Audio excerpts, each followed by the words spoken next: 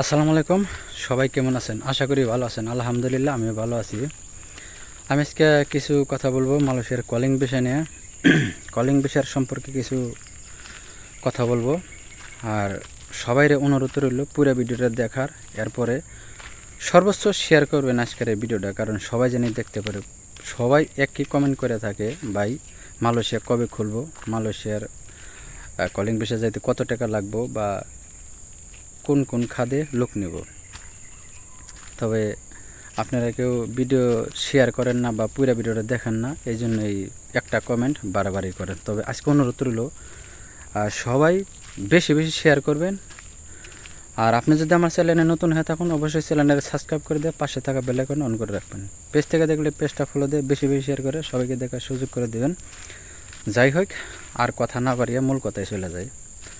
আজকের আলোচনা হলো মালয়েশিয়া কলিং ভিসা কবে খুলবো। আমি আগেও বলছি বলে, আমার যে এক এজেন্ট আছে চাইনিজ, সে এজেন্টের কাজ করে, সে বলছে আপনার সামনে মাসের, সে বলছে অক্টোবরের মাস থেকে মালয়েশিয়ার কলিং ভিসা চালু হইব। এবং কি আপনার এই কথাটা কতটুকু সত্য, তবে আমিও 100% শিওর দিই না। কারণ কিসের জন্য সামনের মাস আসলে পারে বোঝা যাব কি হয় ঘটনাটা। কারণ মালয়েশিয়ার সরকার এক এক সময় এক এক কথা বলে, মানে চেঞ্জ করে, মানে শিডিউল চেঞ্জ করে। দেখা গেছে এই সপ্তাহে বললো সামনের মাসে থেকে খুলবো, আবার সামনের সপ্তাহে দেখা গেছে হয়তো কোনো একটা কারণবশতে আরও পাইছিও যাইতে পারে। যাই হোক, ক্লিয়ার হলো একজন বাইরের কমেন্টের উত্তর মালয়েশিয়া আসা নিয়ে। আর কোন কোন খাদে লোক আনবো, তবে আমারে বলছে ফ্যাক্টরি ভিসা, কনস্ট্রাকশনের ভিসা, মার্কেটিং ভিসা, কৃষিখাত, মানে সব খাদেই লোক আনার সম্ভাবনা আছে, বা সে বলছে আর কি এই কথা, এভাবে বলছে। যাই হোক, এরপরে হলো কত টাকা লাগবে। এই ধরনের এখনও সিদ্ধান্ত কখনো কোনো পাওয়া যায় নাই। তবে 1 থেকে 1.5 লাখ টাকার ভিতরে আপনারা আসতে পারবেন, যদি কোনো সিন্ডিকেট না করে বাংলাদেশ থেকে। আর বাংলাদেশে তো সিন্ডিকেট করে, কারণ কিসের জন্য, এর আগে 2022-এর যে কলিংয়ে কথা ছিল 78,500 টাকা, সেই জায়গায় কর্মীর কাছ থেকে এজেন্সির নিচে 5.5 লাখ, 6 লাখ, 4,80,000, মানে যার কাছ থেকে যেমনি নিতে পারছে আর কি। তবে সবার এই অনুরোধ রইল, আপনার আগে সব জানবেন, জানার পরে তারপরে আপনারা টাকা পয়সা দিবেন কত টাকা হলে। কিন্তু আপনারা বেশি ডিমান্ড দিয়ে মালয়েশিয়া আসবেন না। আর একটা কথা হলো, যদিও বেশি কিছু লাগে 1 থেকে 1.5 লাখ টাকার মধ্যে আপনারা আসতে পারবেন মালয়েশিয়া কলিং ভিসা।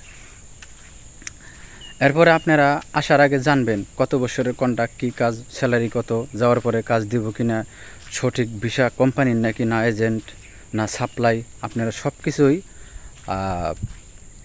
ভাইবা চিন্তা বা সব কিছুই আপনারা কন্ট্যাক্ট করে ভালোভাবেই সাইন করে আসবেন। যদি এদিক সেদিক হয় তাহলে আপনারা কথা থাকবো বলে, অন্য কোনো কাজে হলে বা সাপ্লাই হলে আমরা কাজ করব না, দেশে চলে আসব। যাই হোক, বললাম আর কি কলিং পেশার সম্পর্কে। এরপরে কিছু বাইরের কথা বলবো। এক ভাই জানতে চেয়েছে, এক ভাইয়ের দালাল বলছে তারে সারাওয়ারকে তারে পাঠাইব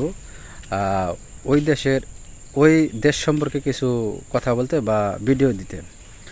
তবে ভাই, আমি সারাওয়াকের কোনো ডিটেলস আপনাকে দিতে পারবো না, কারণ আমি ওই দেশে থাকি না, বা ওই দেশের কোনো সম্পর্কে আমার কোনো ধারণা নাই। ঠিক আছে, কারণ কিসের জন্য আমি ভুল তথ্য আপনাকে দিব বলে ভাই যান, ভালো, সমস্যা নাই। তবে আমার পক্ষে সম্ভব না ভুল তথ্য দেওয়ার জন্য। তবে আমি জানি না, তবে আপনারা অন্যদিকে আপনি যদি ভাই অন্য পেলে জানতে পারেন, তাহলে আপনি যাই না শুনে যাইন, কারণ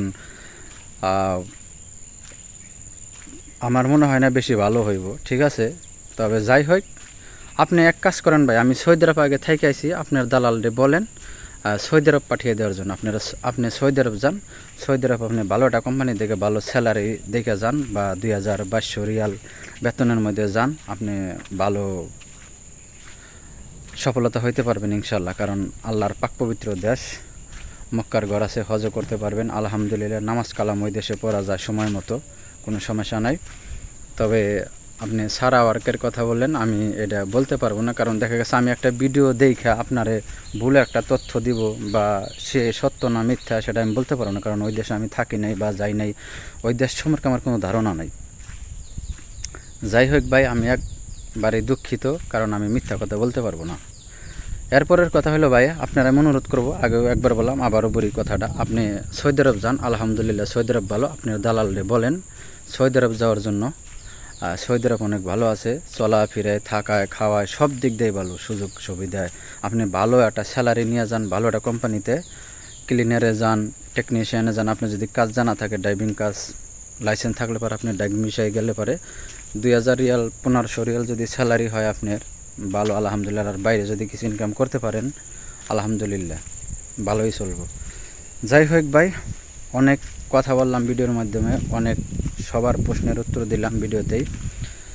এরপরও আপনাদের যদি কোনো প্রশ্নের উত্তর থাকে বা কমেন্ট করার ইচ্ছা থাকে, অবশ্যই কমেন্ট করবেন, আমি কমেন্টের উত্তর দেওয়ার চেষ্টা করব।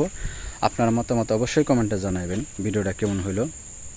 আর কথায় ত্রুটিতে যদি ভুল হয়ে থাকে, কথার মাধ্যমে যদি ভুল হয়ে থাকে, অবশ্যই ক্ষমা দৃষ্টিতে দেখবেন, কেউ খারাপ কমেন্ট লিখবেন না, আমি ভুল শুধরানোর চেষ্টা করব আর কি। যাই হোক ভাই, আজকের ভিডিওটা এই পর্যন্তই। ভিডিওটা যদি ভালো লাগে অবশ্যই আমার চ্যানেলটারে সাবস্ক্রাইব করে দেবেন, পাশে থাকা বেল আইকন অন করে রাখবেন। পেজ থেকে দেখলে পেজটা ফলো দিয়ে বেশি বেশি শেয়ার করে সবাইকে দেখার সুযোগ করে দিবেন। আরেকটা কথা না বলে চলো না, আপনারা বলতে পারেন ভাই আপনি হাইটে হাইটে ভিডিও করেন, বা আমি এই জায়গায় ওই জায়গায় যায় মাজারের পাম বাগানের ভিতরে যায়, এই ভিডিওটা করার একটা উদ্দেশ্য আছে আমার, সেই কথাটা আমি বলে দিই। আমারে এক ভাই কমেন্ট করেছে, আমি আগে রুমে বসে ভিডিও করতাম, কিন্তু সেই ভাই আমারে বলছিল বলে অনেক মানে এমন ভাষায় কথা বলছে, মানে অশিক্ষিতর চেয়েও বেশি সে মানে খারাপ ভাষায় কথা বলছিল। সে বলছিল তুই বাংলাদেশ থেকে মালয়েশিয়ার ভিডিও বানাস, তথ্য দেশ, এটা বাটপারি করিস। সেই থেকে আমি আর রুমে বসে ভিডিও বানাই না, বাইরে হাইটা হাইটাই ভিডিও বানাই পাম বাগানের ভিতরে বা ফ্যাক্টরির ভিতরে। আমি ফার্নিচার ফ্যাক্টরিতে কাজ করি, আমার ফ্যাক্টরির ভিডিও অনেক আছে। এরপর অন্য অন্য আশেপাশের ফ্যাক্টরিতে যা আমি ভিডিও করি। এরপরে থেকে আমি রুমে কোনো ভিডিও বানাই না। হয়তো কোনো ভাই কমেন্ট করেন ভাই আপনি জঙ্গলে যে ভিডিও করেন, এই জন্যেই আমি এগুলা করি।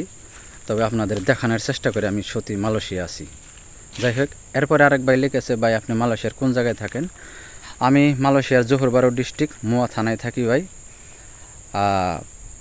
সবাই ভালো থাকবেন, আজকের ভিডিওটা এই পর্যন্তই। ভালো থাকবেন, সুস্থ থাকবেন, দেখা হবে কোনো নতুন ভিডিওতে। আল্লাহ হাফেজ।